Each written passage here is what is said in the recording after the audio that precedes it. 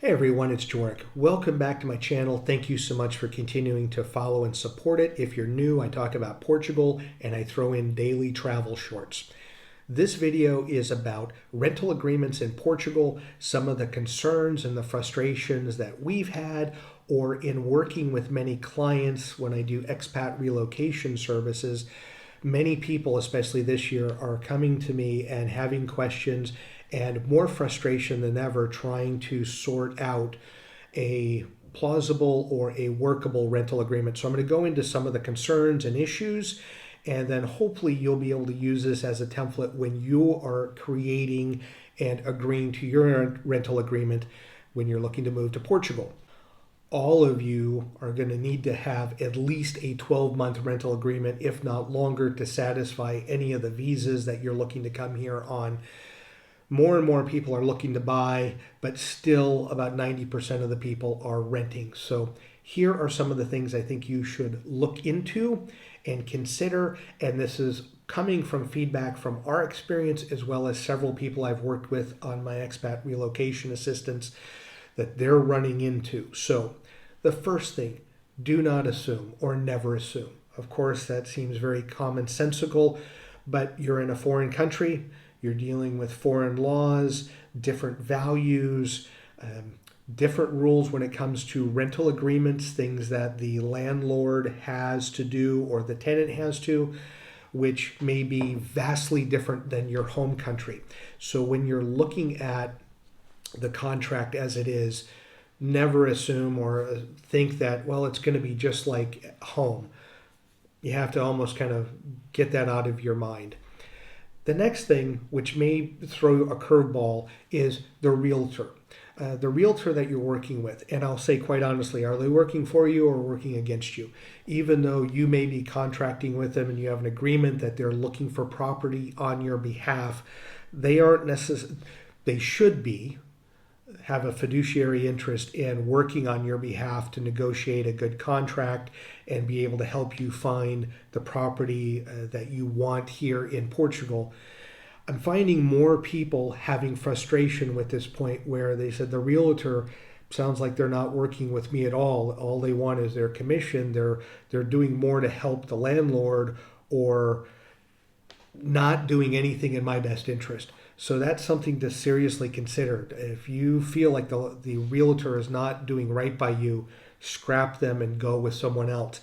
I will say, based upon how realtors are licensed in Portugal, and I'll say the lack of credentials or the type of education that goes into becoming a realtor here versus other countries, I would say that you might have to go through a few or several before you find one that you're comfortable with. So that's important because in your home country, you may really trust and value your realtor. Here, I think it's harder to do that, quite frankly. The next thing that's big is deposits. Several things with this. So security deposit. How much are they asking for? There isn't really any rules. They could ask for several months. They could ask for no months. What I've found is people that are signing 1 year or 12-month lease agreements are being asked to put down 6 months all the way to 12 months as a deposit. On top of that, there is the cleaning slash deposit for if there's something that goes wrong or damage to the apartment. And there's a difference between damage and normal use, and that needs to be spelled out in the contract. Also, pets. I would not be coy and say if you're bringing dogs or cats, I would disclose that at the time of the contract, because if for some reason there's any damage to the apartment and it's caused by a pet, you're going to lose a pet deposit. You might be losing all of your deposits, but it's very important that you have outlined specifically what the deposits are. And quite frankly, I wouldn't give more than 2 to 3 months in a deposit, regardless of how long I'm signing that contract for. Now, that may not fly with many people, but I don't necessarily need to have a property in Portugal, meaning for the visa, yes, you do, but I wouldn't be married to something or so emotionally tied that I'm just going to throw caution to the wind and sign off on something without being reasonable about it. So I want to make sure that as this often becomes an emotional decision, that you keep your logic and your wits about you when you're looking at this. Repairs. This is very important. Who's going to pay for them? Are you as the tenant going to pay for them, or will the landlord? And that, I will say, needs to be clarified in a few different areas. What about common areas? Let's say you're in the top floor of an apartment and there's a roof leak. To me, that shouldn't be your responsibility. That should be the common area of the building association. So the management fees that the landlord's paying to whatever group is taking care of common areas.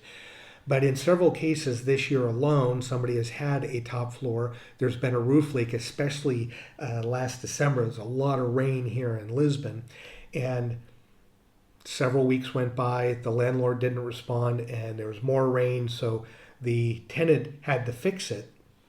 And when they were looking at their rental agreement, it was not spelled out who was responsible for things. Now, whether that be the oven goes out, the refrigerator stops working, the washer stops working, or there's a plumbing issue with the shower, or things that are more common area, meaning something happened outside your front door, or something happened, let's say you have a balcony or a terrace, or you have a roof and it's leaking, or you have a common area wall with another person like we do here.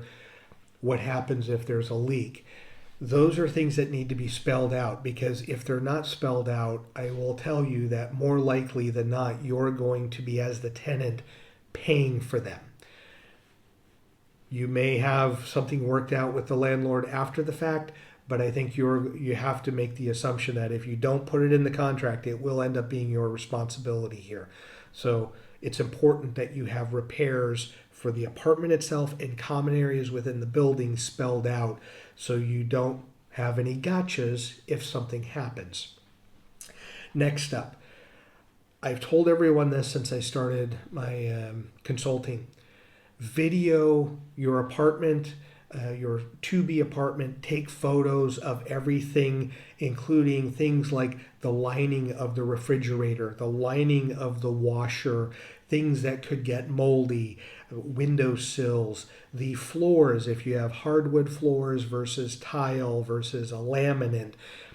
Take photos and videos of everything. I would almost treat it like a crime scene investigation. I don't mean to joke about that, but that's the best analogy I can think of, because that needs to be settled and understood between you and the landlord, what will be considered normal use, wear and tear, versus damage.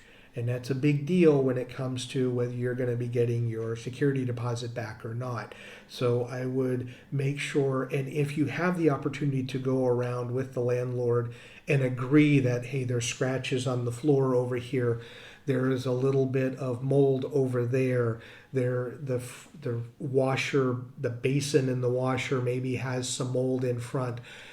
Those are things that if you agree to ahead of time and have spelled out in the contract, it's less headaches when you're trying to get your money back at the end of the rental agreement. So having that spelled out and having the video and photos that both of you have copies of is very, very important in this day and age. And I'd say not just Portugal, anywhere in the world that you're getting property.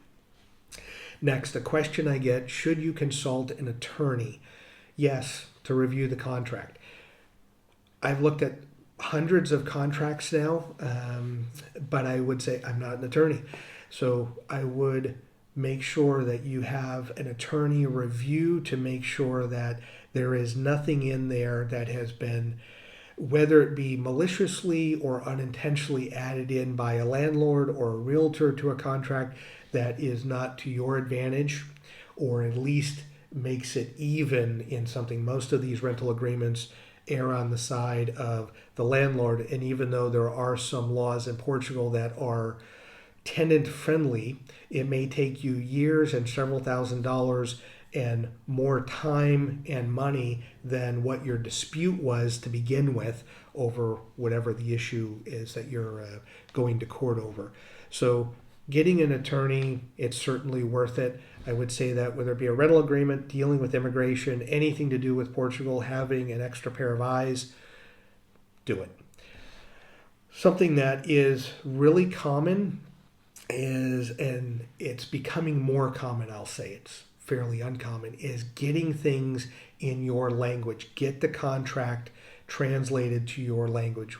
Whatever that is, pay for someone that will be able to do that, because most of you may not know Portuguese or may have a fair understanding, but some of the language may not translate all that well. So if you don't know Portuguese well, I would say get the contract translated into your language so you can read it and have an understanding of what all of your rules and responsibilities are as a tenant and what the landlord's responsible for, and then start negotiating from there. That leads me to the next point. Negotiate, negotiate, negotiate. I will say from our personal experience, and this is going back to 2018 and 2019, the person that we were buying the property from, Portuguese person, was kind of taken aback that we would negotiate anything, and said, sorry, we come from a country where we negotiate. I would negotiate so many elements of different contracts and send that to clients. Sometimes they get some of those concessions, sometimes they don't get any. But one client recently, there was no determination on when he would get his security deposit back. Could have been 5 years after the rental agreement because there was nothing out there set in stone. Who was going to pay for repairs, and what timeliness was going to happen in repairing a roof leak, or if the heat goes out, things like that. And he had about 7 or 8 points that he wanted to negotiate and come to some agreement on, and the realtor and the landlord just said, sorry, we're not interested. We're going to go to with somebody who doesn't negotiate, and will sign off sight unseen blindly on a contract. I would say that will be a big frustration if you're from a country, or if you're used to negotiating the price of the rental, the repairs, some of those things, when the amount of the security deposit, how many months you have to pay. In some cases, you'll feel like you've been held ransom or you're being coerced into signing a contract, because I found it's astounding to me how little negotiation goes on here. And I don't mean that from the tenant side, I mean from the landlord or the seller side of things. And the realtors too, quite honestly, should be more savvy and be negotiating on so many different points, and often they're not, which is disappointing, but it's something I want to make sure that you are aware of, because you're going to need to negotiate. I have yet to see a contract that you could read and say, yeah, this sounds plausible, and sign it without having to change or amend some elements of it. So be prepared to negotiate. I would also say be prepared to, on the landlord end or the realtor end, they're not going to be willing to. So that brings me to another point. Be prepared to walk. I know that that's something that no one wants to hear, but coming to Portugal, there's a lot of emotions involved in leaving your home country and moving here. There's a lot of money involved too in being able to do that. But because it's often more emotionally based, you're willing to sign off or agree and we'll deal with it later. And then you end up usually paying a heavy price for I'll deal with it later. Be prepared to walk. If you don't like something, if you think that the realtor's not working on your behalf, if you think the landlord's being too heavy-handed because they think that there's 100 other people that will get this property, and maybe they're right. Maybe the property just isn't for you. If it doesn't feel right, don't do it. Be prepared to walk. Leads me to my last point. You have to be comfortable with what you're agreeing to. I know that I started off with don't assume, and that's commonsensical. I'm going to finish with something that's similar. Be comfortable with what you're signing off on, or do not sign that contract. Period. End of discussion. Again, foreign country, foreign language, foreign values, different ways of doing things here. And that's not all bad. It's just different. And I would not want to see anybody get caught up in some of the things that I've heard from many people where they got screwed out of a deposit because of they didn't talk about normal wear and tear versus damage, or they signed an agreement without doing any negotiation and it was all landlord friendly to the where they left after a year, they signed someplace else, and now they left several $1,000s in deposits on the table because not really doing their diligence on the contract. So moving to Portugal, many of you are going to continue to do it, and I hope you do. More power to you. Please make sure that if you're looking at a rental agreement, you follow these elements and always question what you're reading and getting a second opinion. And I'd be willing to do that for you. But quite honestly, the biggest thing is if your gut and your intuition tells you not to do it, don't do it. If it tells you to do it, then sign off and you're good to go. As always, thank you so much for watching and enjoy your travels.